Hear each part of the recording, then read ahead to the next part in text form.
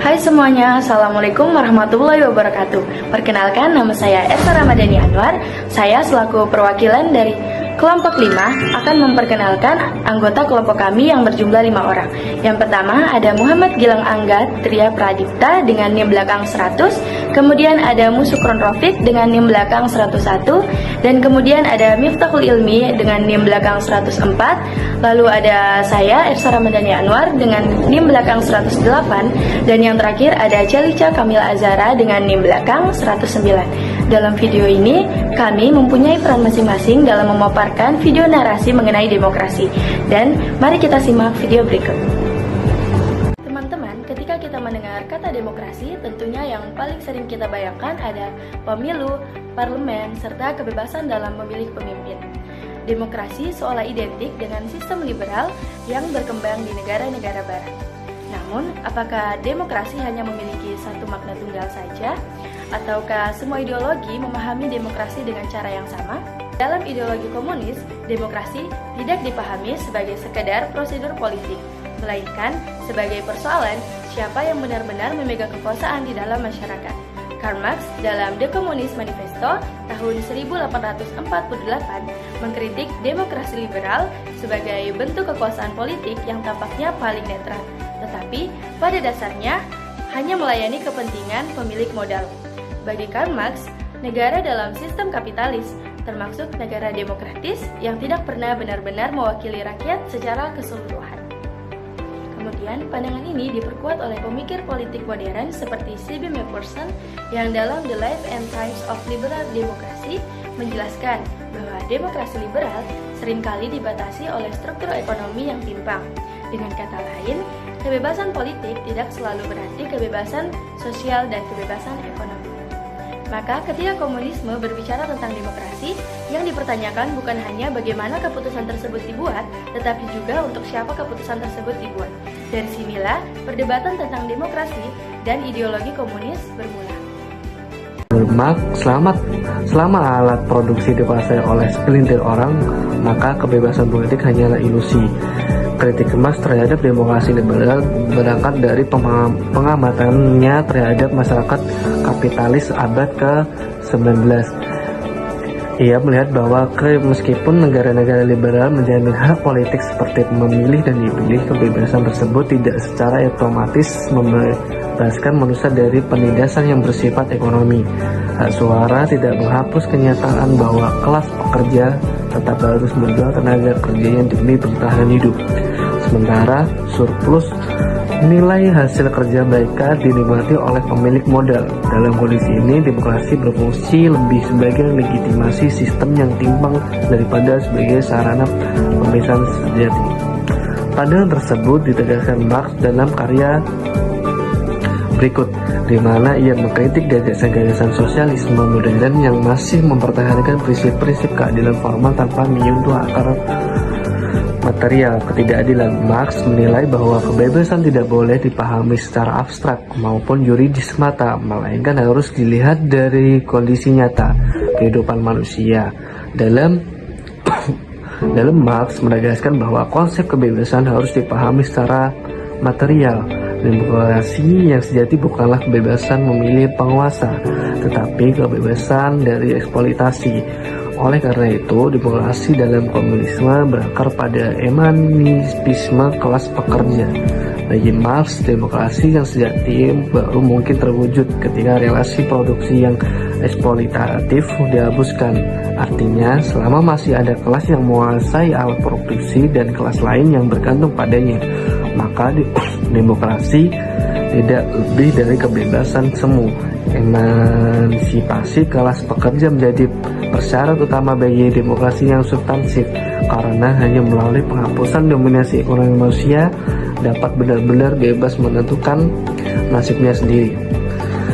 Pemikiran Marx ini kemudian dilanjutkan dan dikonkretkan oleh Vladimir Lenin dalam karyanya State and Revolution. Lenin menulis dalam konteks Rusia awal abad ke-20 di mana negara dan demokrasi liberal dipandang sebagai solusi universal bagi ketidakadilan sosial. Namun Lenin justru memperdalam kritik Marx dengan menolak asumsi bahwa negara bisa bersifat netral atau lebih di atas semua kepentingan kelas. Pandangan ini kemudian dikembangkan oleh Vladimir Lenin and State and Revolution. Lenin menolak gagasan bahwa negara demokratis liberal bersifat netral. Menurutnya, negara selalu merupakan alat kelas tertentu. Demokrasi liberal adalah demokrasi bagi kaum berjuis, sementara demokrasi proletariat ditujukan bagi mayoritas rakyat pekerja. Menurut Lenin, bentuk negara apapun termasuk negara demokratis selalu mencerminkan kepentingan kelas yang berkuasa secara ekonomi. Demokrasi liberal meskipun tambah eksplosif pada hakikatnya melindungi kepentingan burjuasi melalui hukum, institusi dan aparatus negara. Sebaliknya, demokrasi proletariat dimaksudkan sebagai fase transisi menuju masyarakat tanpa kelas, di mana negara secara bertahap kehilangan fungsinya sebagai alat penindasan. Dari sudut pandang epistemologis, komunisme tidak memahami demokrasi sebagai nilai netral dan universal, melainkan sebagai konsep historis yang maknanya ditentukan oleh relasi kekuasaan masyarakat. Demokrasi tidak diukur dari seberapa sering pemilu diadakan atau seberapa banyak partai yang berkompetisi, tetapi dari sejauh mana ia mampu mengubah struktur sosial menindas. Dan demikian, secara epitologisme, komunis memahami demokrasi sebagai alat perjuangan kelas, bukan sebagai nilai prosedural yang berdiri sendiri. Demokrasi diukur dari sejauh mana ia menghapus dominasi ekonomi dan bukan dari jumlah partai pemilu yang diselenggarakan. Dengan kerangka ini, demokrasi dalam perspektif komunisme bukanlah tujuan akhir, melainkan sarana untuk mencapai masyarakat yang bebas dari eksploitasi. Demokrasi memperoleh maknanya bukan dari formalitas institusional, tetapi dari substansi pembiasaan manusia. Inilah perbedaan berdasar antara demokrasi liberal dan demokrasi pemikiran Marxis. Yang satu berhenti pada kesetaraan formal, sementara yang lain menuntut transformasi material sebagai syarat kebebasan sejati. Dalam pemikiran Marx, demokrasi tidak dapat dipisahkan dari struktur kelas. Demokrasi liberal dikritik karena hanya memberikan kesetaraan politik formal, sementara ketimpangan ekonomi tetap dipertahankan menurut Marx. Selama alat produksi dikuasai oleh segelintir orang, maka kebebasan politik hanyalah ilusi. Marx menegaskan bahwa konsep kebebasan harus dipahami secara material.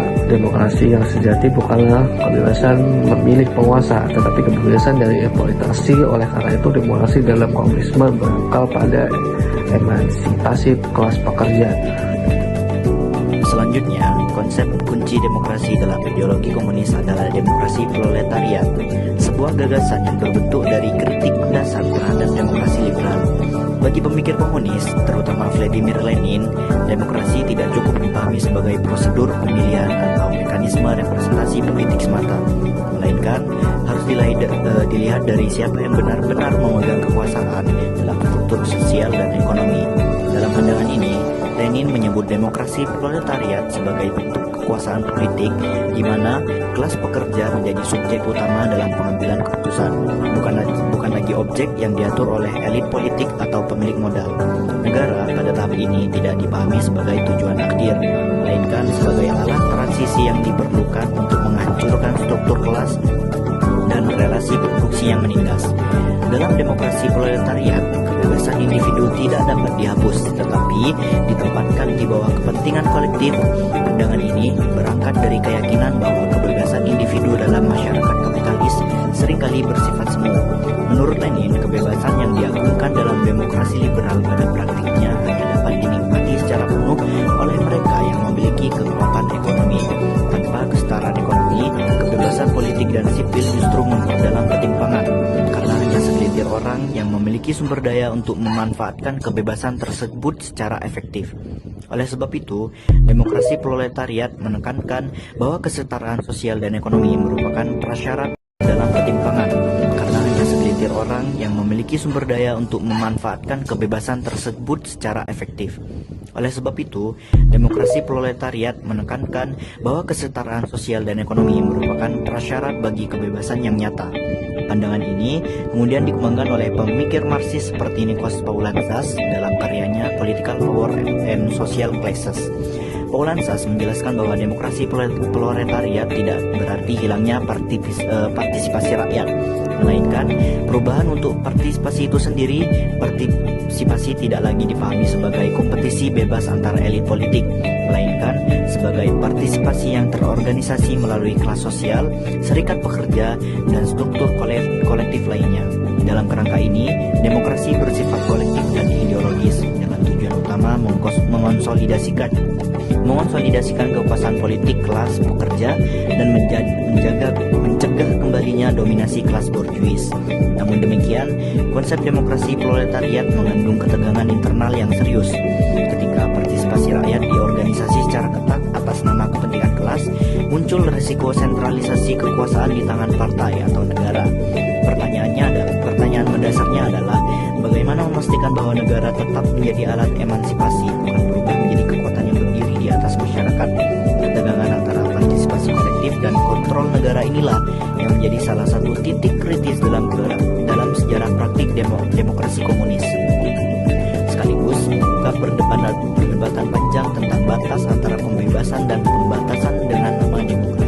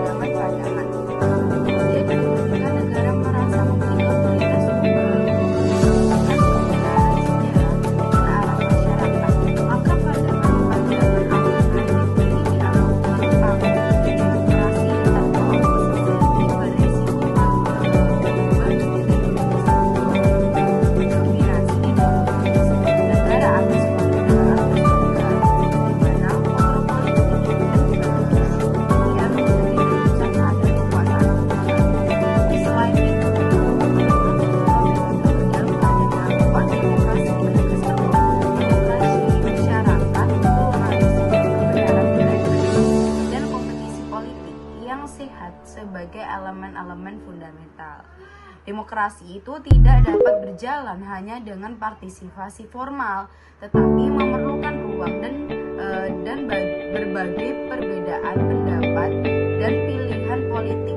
Jika semua suara diseragamkan atas nama kolektivitas dan kepentingan bersama, maka ruang demokrasi itu justru menyempit dan kehilangan esensinya sebagai sistem yang menghargai keberagaman. Jadi kritik ini menunjukkan bahwa meskipun komunisme ini memiliki tujuan mulia berupa keadilan sosial dan emansipasi kelas pekerja, penerjemahan demokrasi secara sempit dan otoriter yang dapat menghasilkan pembatasan kebebasan politik yang signifikan. Hai semuanya, selamat siang. Nama saya Celica Kamila Zara dengan NIM 13125001109. Kali ini saya akan melanjutkan bagian akhir dari kelompok ini, yaitu demokrasi itu bukanlah sebuah konsep tunggal yang memiliki satu definisi mutlak. Demokrasi selalu dipahami dan dipraktikkan secara berbeda tergantung pada kerangka ideologi, kondisi sosial, serta tujuan politik yang melatar belakangnya. Selanjutnya, karena itu ketika kita berbicara tentang demokrasi, kita sebenarnya sedang membicarakan sebuah konsep yang dinamis dan terus diperdebatkan. Dalam ideologi komunis, demokrasi tidak dipahami secara semata-mata sebagai prosedur politik seperti pemilu yang bebas bebas atau pergantian kekuasaan secara periodik. Namun, demokrasi itu justru dimaknai sebagai alat pembebasan sosial dan ekonomi, terutama bagi kelas pekerja dan kelompok yang tertindas atau kayak semacam PHK. Selanjutnya, ukuran demokrasi dalam konteks ini bukan terletak pada banyaknya partai politik atau kompetisi elektoral, namun melainkan pada sejauh mana struktur itu terdapat berbagai macam yang menciptakan keadilannya yang nyata, yaitu sosial dan ekonomi. Dengan kata lain, demokrasi ini diukur dari hasil substantifnya, bukan hanya dari mekanisme formalnya. Selanjutnya, sistem ini menekankan pentingnya pemilu yang bebas, kebebasan berpendapat, serta pembatasan kekuasaan negara. Namun, demokrasi liberal juga kerap mendapat kritik karena dianggap gagal mengatasi ketimpangan ekonomi dan sosial yang semakin melebar. Kebebasan politik tidak selalu berbanding lurus dengan keadilan ekonomi, sehingga muncul pertanyaan tentang sejauh mana demokrasi benar-benar mewakili kepentingan seluruh rakyat, seperti yang diciptakan oleh Norberto Bobbio dalam kekayaannya, yaitu demokrasi dan dictatorship, yaitu tentang perdebatan tentang demokrasi pada dasarnya selalu berputar di antara dua nilai utama, yaitu kebebasan dan kesetaraan. Kedua nilai ini seringkali saling tarik-menarik dan sulit diwujudkan secara seimbang. Demokrasi liberal cenderung menekankan kebebasan, sementara demokrasi dalam kerangka komunis lebih menitik beratkan pada kesetaraan. Dengan demikian, demokrasi dalam komunisme tidak dapat dipahami sebagai sesuatu yang sebenarnya itu adalah anti demokrasi. Justru menawarkan definisi yang berbeda dan seringkali problematis tentang bagaimana kekuasaan rakyat seharusnya dijalankan. Perbedaan cara pandangan